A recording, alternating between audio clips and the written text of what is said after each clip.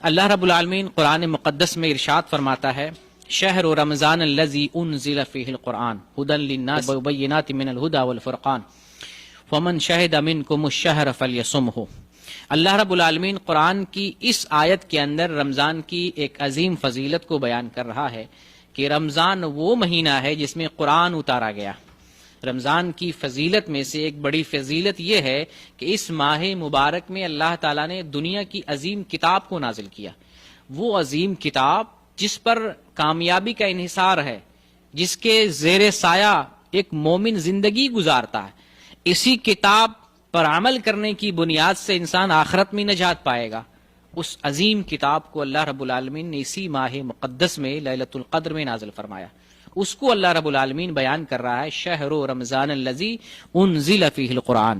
رمضان وہ مبارک مہینہ ہے، وہ ماہ ہے، وہ مہینہ ہے جس میں ہم نے قرآن کو نازل کیا یا جس میں قرآن نازل کیا گیا۔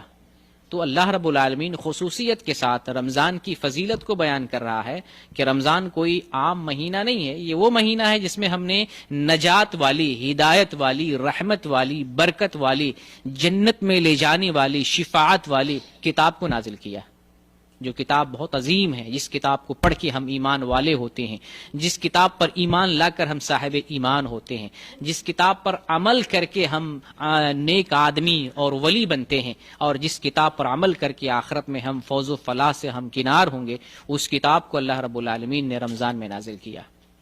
تو رمضان کی فضیلت میں سے ایک عظیم فضیلت یہ ہے کہ اللہ رب العالمین نے اس ماہ کو منتخب کیا قرآن کے نزول کے لیے۔ اللہ تعالیٰ نے اس ماہ میں قرآن کو نازل کیا، اور آگے اللہ رب العالمین اس کتاب کی خصوصیت بیان کر رہا ہے ھدی للناس۔ جس کتاب کو اللہ تعالیٰ نے رمضان میں نازل کیا، اب اس کتاب کی فضیلت بیان کر رہا ہے، اس کتاب کی خصوصیت اللہ تعالیٰ بیان کر رہا ہے۔ یہ لوگوں کی ہدایت کا ذریعہ ہے، یہ وہ کتاب ہے جو رمضان میں ہم نازل کیے ہیں، انسانیت کی رہنمائی کے لیے ہے، انسانیت کی رہبری کے لیے ہے، لوگوں کی ہدایت کے واسطے ہم نے نازل کیا ھدی للناس۔ اس پر لوگوں کی ہدایت موقوف ہے۔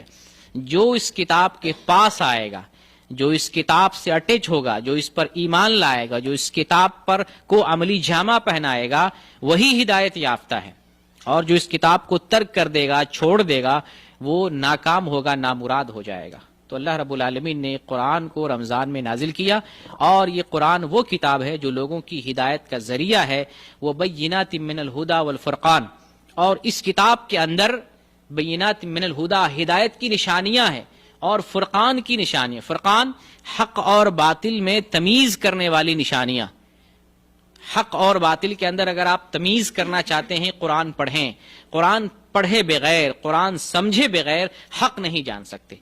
حق کی معرفت، حق کی اگر جانکاری آپ کو چاہیے تو کتاب اللہ کو پڑھنا پڑے گا، کتاب اللہ کو اپنا معیار بنانا پڑے گا۔ کتاب اللہ ایک دستور ہے، اس کتاب کے ذریعے ہم سمجھ پائیں گے حق کیا ہے، ناحق کیا ہے۔ تو غفلت میں وہ لوگ پڑے ہوئے ہیں جو کتاب اللہ کو نہیں مانتے، یا کتاب اللہ کو نہیں پڑھتے، یا کتاب اللہ کو نہیں سمجھتے ہیں۔ ہم مسلمان ہو کر بھی اگر قرآن نہیں پڑھتے ہیں، نہیں سمجھتے ہیں، تو ہم بھی غفلت میں ہیں۔ ہم پھر حق اور باطل میں تمیز کرنے کی صلاحیت نہیں پیدا کر سکیں گے۔ قرآن کے ذریعے انسان کے اندر حق اور باطل کے اندر تمیز کرنے کی صلاحیت پیدا ہوتی ہے۔ مسلمانوں میں جو لوگ گمراہ ہیں وہ اس وجہ سے ہیں کہ قرآن کو نہیں سمجھتے ہیں۔ قرآن ان کے گھروں میں ہے، طاقوں کی زینت بنا ہوا ہے، جزدان میں لپٹا ہوا ہے، رکھا ہوا ہے، لیکن قرآن کو سمجھنے کی کوشش نہیں کرتے۔ دنیا کی ساری چیزیں سمجھتے ہیں، سارے علوم سیکھتے ہیں، ہر مشکل سے مشکل فن سیکھتے ہیں، روزی کمانے کے لیے ایک سے ایک پیشہ اختیار کرتے ہیں، ہنر سیکھ لیتے ہیں، سمجھ لیتے ہیں، جان لیتے ہیں، اور دنیا کا بڑا سے بڑا پیشہ اختیار کر لیتے ہیں۔ لیکن جو قرآن ہمارے گھر میں ہے، 2 پیس ہے، 3 پیس ہے، ہر کسی کے پاس ہے، ہر روم میں رکھا ہوا ہے، اور مسجدوں میں، گھروں میں، لائبریریوں میں، مدرسوں میں بڑی تعداد میں ہے، لیکن امت کا ایک بڑا طبقہ اس قرآن کو سمجھنے سے قاصر ہے۔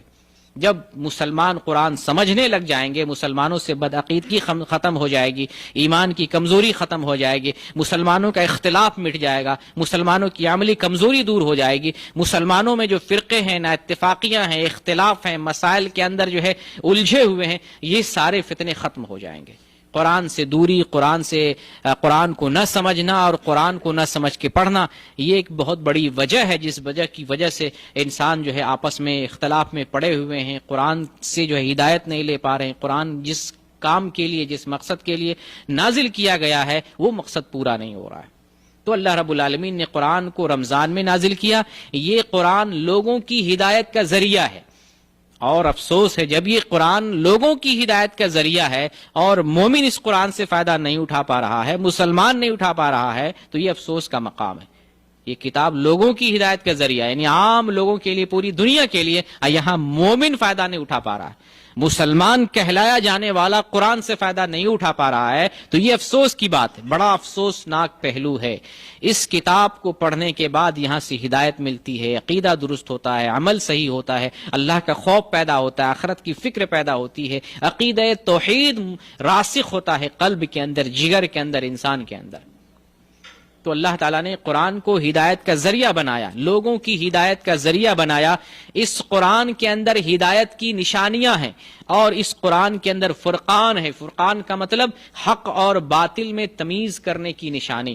تو یہ تمیز کرنے کی نشانی اس کو دستیاب ہوگی، ملے گی جو قرآن کو سمجھے گا، قرآن میں غور و فکر کرے گا۔ جو قرآن کو نہیں سمجھ پائے گا، قرآن میں غور و فکر نہیں کر پائے گا، اس کو حق اور باطل میں تمیز کرنے کی صلاحیت پیدا نہیں ہوگی۔ قرآن کی تلاوت کرنا ہی کافی نہیں ہے، قرآن کو سمجھنا اصل ہے تاکہ ہم اس پر عمل کریں۔ قرآن اس لیے نازل کیا گیا تاکہ ہم اس سے ہدایت لیں، قرآن اس لیے نازل کیا گیا تاکہ ہم اس کو دستور کی حیثیت سے اپنی زندگی میں نافذ کریں، قرآن اس لیے اللہ تعالیٰ نے اتارا ہے تاکہ ہم اس پر عمل کریں، اپنی عملی زندگی میں اس کو نافذ کریں اور لاگو کریں، اس لیے آیا ہے۔ تو جب ہم سمجھیں گے نہیں، لاگو کیسے کریں گے؟ جب ہم اس میں غور و فکر نہیں کریں گے، اس پر کیسے چل پائیں گے؟ جب اس کو ہم جاننے کی کوشش نہیں کریں گے، اس کو عملی جامہ کیسے پہنائیں گے؟ تو قرآن اس مقصد سے نازل ہوا۔ آج ہمارے درمیان بڑی بڑی باتوں میں اختلاف ہے، بڑی بڑی باتوں میں اختلاف ہے، قرآن میں اس کا ذکر ہے اور ہمیں پتہ نہیں، ہم اختلاف میں پڑے ہوئے ہیں، ہم غلط عقیدہ رکھتے ہیں، غلط تصور رکھتے ہیں، غلط باطل عقائد میں جو ہے ملوث ہیں، باطل طریقے پر چل رہے ہیں، اور باطل افکار و نظریات کے ہم حامل ہیں، اور ان سب چیزوں کا جو ہے رد قرآن میں موجود ہے، لیکن قرآن پڑھتے نہیں ہیں۔ آگے اللہ رب العالمین ارشاد فرماتا ہے فمن شہد منکم الشہر فلیصمہ، جو رمضان کا مہینہ پائے وہ روزہ رکھے۔ قرآن کی اس آیت سے معلوم ہوتا ہے فمن شہد منکم الشہر فلیصمہ، جو رمضان میں حاضر ہو، پایا جائے، رمضان پا سکے، رمضان پائے، وہ روزہ رکھے۔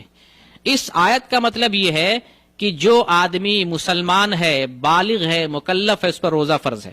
یہ آیت بتاتی ہے بالغ مسلمان پر روزہ فرض ہے، جو مکلف ہے، شریعت کا مکلف ہو گیا ہے، جو دیوانہ پاگل نہیں ہے، جو صحت مند ہے، بیمار نہیں ہے، تندرست ہے، توانا ہے اور مکلف ہے، دیوانہ مجنون نہیں ہے، وہ اس پر جو ہے روزہ فرض ہے۔ قرآن کی یہ آیت ہمیں بتاتی۔ تو ایک فضیلت ہم نے رمضان کی بتائی کہ رمضان کی ایک فضیلت یہ اللہ تعالیٰ نے اس میں قرآن کو